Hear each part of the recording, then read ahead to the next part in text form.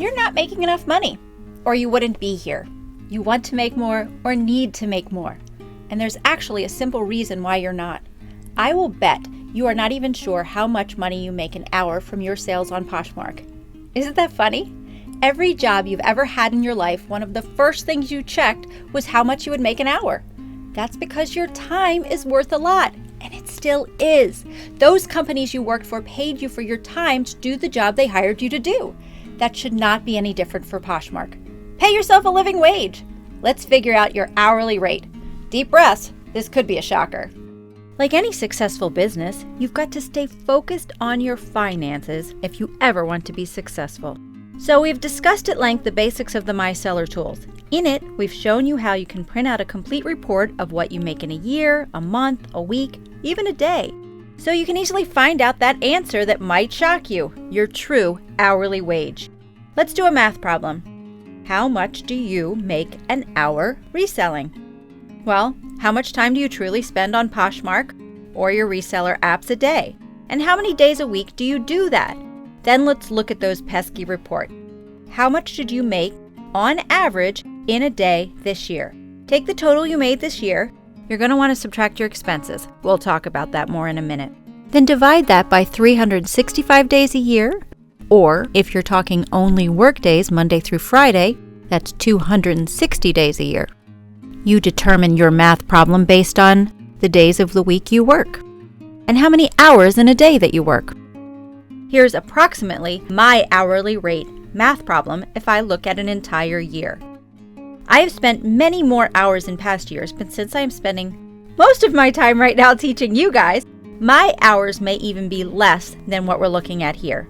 But my hourly rate for Poshmark, for all intents and purposes, is around $25 an hour. Pretty good rate. Some months it goes up a bit, some down, obviously. Too often, when we consult with sellers during Megan Manage My Mess, we find that their hourly rate is definitely not a living wage. Sometimes we're looking at $5, $4, or even $2 an hour. That is called spinning your wheels, guys. This quick little math problem should even out to a living wage or better. You want to succeed. If this is your main source of income, or even just your part-time job, no matter what you're doing, you should be getting paid to do it, right?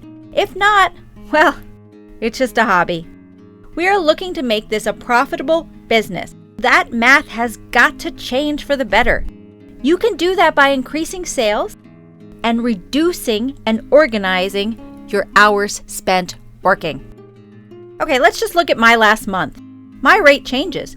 I made about $2,400. Pretty low for me. Divided by 21 work days in the month, divided by 6 hours a day, $19 an hour.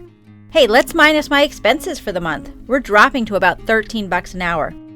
Not my best. Now, as I move into March, and I'm only 4 days in right now, it's an awesome spring projection for me. I'm very excited. So my month seems to be on a better path than last month.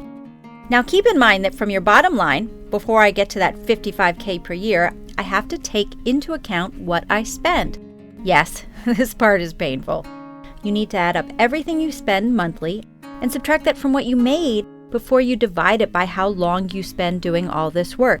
Yep, not just your inventory spend either, which can be significant all by itself.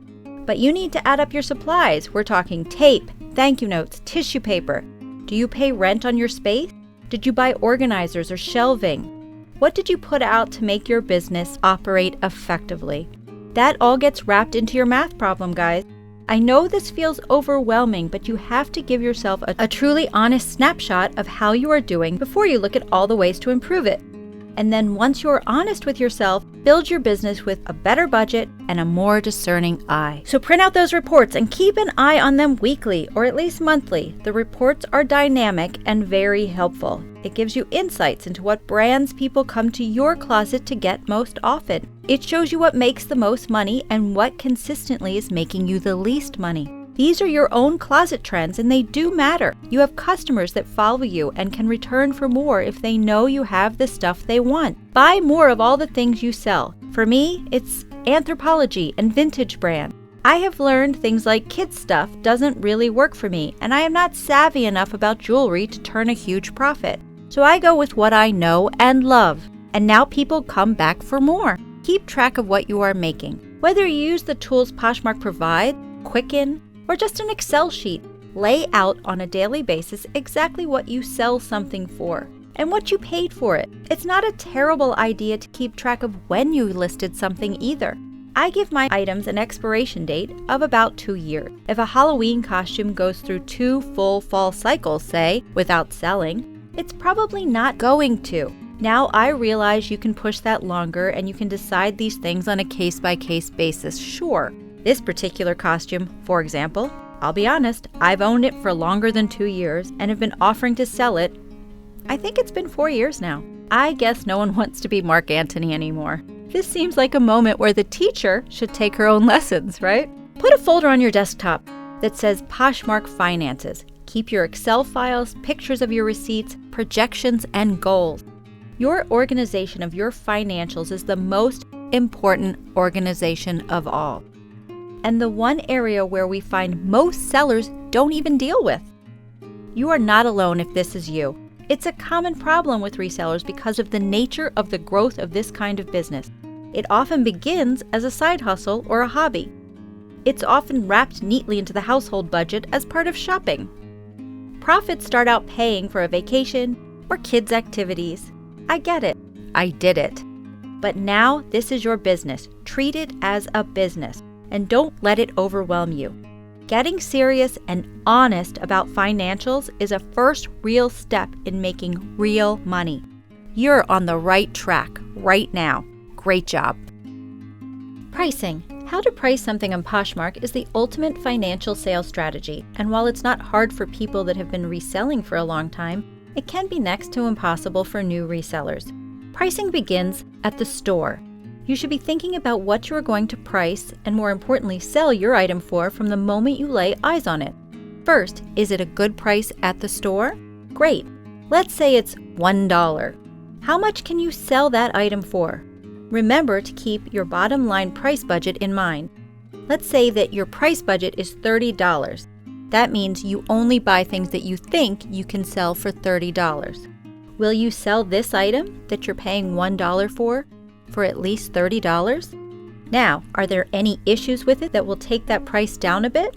Check comps on Google Lens or Poshmark Solds. What have they sold for in the recent past? Now, check your competition. Is your item rare on Poshmark? Or is it one of hundreds of the same thing? Poshmark gives you suggested pricing, but you do not need to follow that if you think your item is very rare. It will also only give you the price for one of your items, so if it's a bundle of 2 of the item, like these Peter Millar cords I have listed, then obviously double that suggested price. Also, I tend to go up $5 to $15 from the suggestion. Their suggested price is based on sold comparable item. Sold price means after someone has sent offers to them, maybe several times. And don't forget Poshmark's 20% fee. You need a little wiggle room. If you're still not sure what to price it at, guess. Take your best guess. No harm, no foul if it doesn't sell right away. You can always drop your price or relist it entirely. Hey, this is your closet. We're all just shopping in it. Once your pricing is set and you start to actually make money on Poshmark, you will find your balance right here. It's in My Sales or under My Sales on the app. You can transfer your balance to your checking account or use it to shop. I recommend having a separate banking account for just your resale business. This way your money for resale is all in one place. You are not shopping from your personal account and loading profits into another, or perhaps not keeping track of profits at all. If your balance goes into a business account, your shipping supplies can get paid out of the same account, or you can shop from that account as well. That's what I do. If your business account balance is 0, you can't shop. You need to be in the black before you shop. That's the reality of a real business and should be your reality too. It's all in one place. Even if you are simply hoping Poshmark sales pay for your Christmas, you need to keep track of the growth and potential growth of your closet. A bank account is key to making that happen. I have a business account because I have a corporation behind it. But to start, it can be just a separate personal account. It doesn't have to be an official business account. That can come down the road. EIN number. An EIN number is a business number that allows you to operate as a business.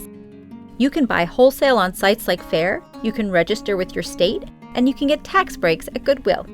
Obviously, if you have a brick and mortar store, it's required for state and federal tax filings as well, but there are benefits to EIN numbers. Every state's process is a little different. You can download the application from www.irs.gov. It's free, so do not pay to get your EIN number. When you search, "How do I get an EIN number?" lots of sites pop up before the IRS does. And they want money. It's a scam and unnecessary. Go straight to the IRS, download the application, and follow the simple steps to get it done. Your finances are a very personal thing. Everyone has different needs, time to devote, and home situations. Find your stride, set financial goals, and then work to achieve them. Be reasonable. Nothing happens overnight. Set your profit goal, your shopping budget, and work to stick to them. Never let your love of shopping get in the way of your plans and your profits. Stay focused and disciplined, and watch the profits roll in.